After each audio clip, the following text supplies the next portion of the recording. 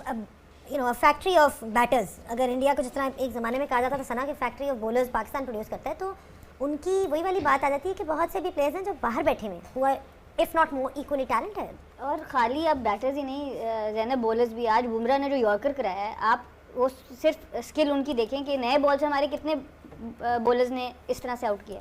सो दोनों तरफ वो अपना काम कर रहे हैं, स्पिनर्स भी आ रहे हैं, लेकिन ईशान किशन का मैंने एक आध दिन पहले भी जिक्र किया था कि जितने भी यंगस्टर्स इनके आए हैं ना, शुभमन की भी बहुत हाइप है, ऑब्वियसली अभिषेक की भी बहुत हाइप है, ये कहीं ओवरशैडो हो जाते हैं। पर पर्सनली मुझे सबसे ज़्यादा ये पसंद है बिकॉज इनकी जिस तरह की एटीट्यूड है, फाइटिंग स्पिरिट है, और आज जिस तरह गेम अवेयरनेस इन्होंने दिखाई।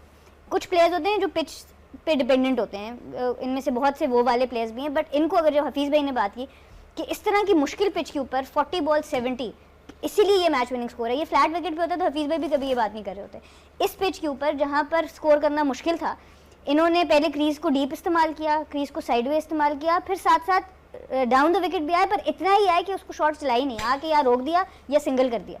तो ये सारी गेम अवेयरनेस थी ताकि बॉलर की लाइन भी डिस्टर्ब होती रहे और मुझे बैट बॉल भी बीच में मिलता रहे, क्योंकि जैसे हल्का सा निकलते थे अगला बॉल थोड़ा शॉर्ट होता था, स्क्वायर ऑफ द विकेट ये रन ले लेते थे। तो इतना इनको game awareness at this level, तो मुझे तो जितने इनके यंगस्टर्स हैं मुझे तो ये बहुत पसंद है और इनको मौका मिला है इस वर्ल्ड कप के अंदर, और मुझे लगता है कि he is the real future star. मैं पहले भी बात की कि विराट कोहली से बोलने का स्टाइल, इनके दिखने का स्टाइल, इनके खेलने का स्टाइल, इम्पैक्ट सब कुछ मिलता है। As a player of course you got to admire someone जो कि इस कैलिबर पे बहुत ज़्यादा फोकस दिया जा रहा था अभिषेक शर्मा पे, तिलक वर्मा पे, हार्दिक पांड्या पे, but he was the one जिन्होंने शुरू में आते साथ उन्होंने डोमिनेट किया है पाकिस्तान की बॉलिंग अटैक को। उन्होंने उनको सांस नहीं लेने दिया, the way they were going after the bowler. So what do you think about his batting, how do you rate him as a batsman, जिस तरह आपने आज देखा जितना? देखिए, सबसे पहले तो ब्रिलियंट टू वॉच था, जो उनकी शॉट रेंज थी कोई स्लॉग नहीं था, it was a pure technique behind playing his shots.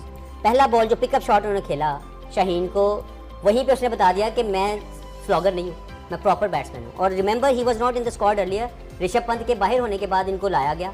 इनकी जो बैटिंग है वो हमेशा से शानदार थी, लेकिन आप डेवलपमेंट की काम देखें कि इनके कितने प्लेयर्स जाते हैं। अभी संजू सैमसन बाहर है, ऋषभ पंत की जगह पे ये as a wicket keeper batsman आते हैं और आके अपना स्टैंप करते हैं परफॉर्मेंसेज को। रिमेंबर पिछले साल 1.5 साल से ही वाज नॉट बीन सिलेक्टेड क्योंकि इनकी टीम में जगह नहीं बन रही थी। शुभमन गिल खेल रहे थे, अभी बाहर कौन है? शुभमन गिल।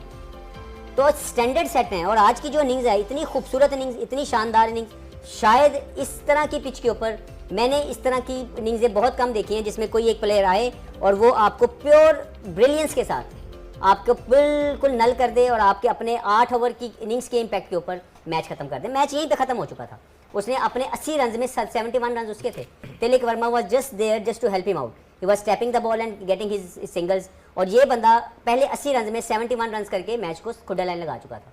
तो उसके बाद तो हमने सिर्फ एक मैच, एक रस्मी कार्रवाई हमारी पूरी हुई है। मुझे बहुत मज़ा आया इनकी इनिंग्स देख के, और इसीलिए कहा जाता है कि जो आपके जो इंडिया की बात जब भी कोई दुनिया के पंडित करते हैं तो वो किसी एक प्लेयर पे बात नहीं करते, वो ओवरऑल स्ट्रक्चर की बात करते हैं कि ओवरऑल इनके पास इतने लाइक टू लाइक रिप्लेसमेंट्स हैं कि किसी एक के जाने से इनको कोई फ़र्क नहीं पड़ता। हमारे यहाँ पे ये मसाइल इसलिए आते हैं कि हमारे यहाँ पे जो एक बंदा खेल रहा है हम उसी के इर्द गिर्द रहते हैं और उसकी रिप्लेसमेंट स्टडी नहीं करते। तो मुझे लगता है कि इंडिया हकीकतन इस वक्त एक मोस्ट डेवलप्ड कंट्री है और शायद वो ऑस्ट्रेलिया को भी पीछे छोड़ गई।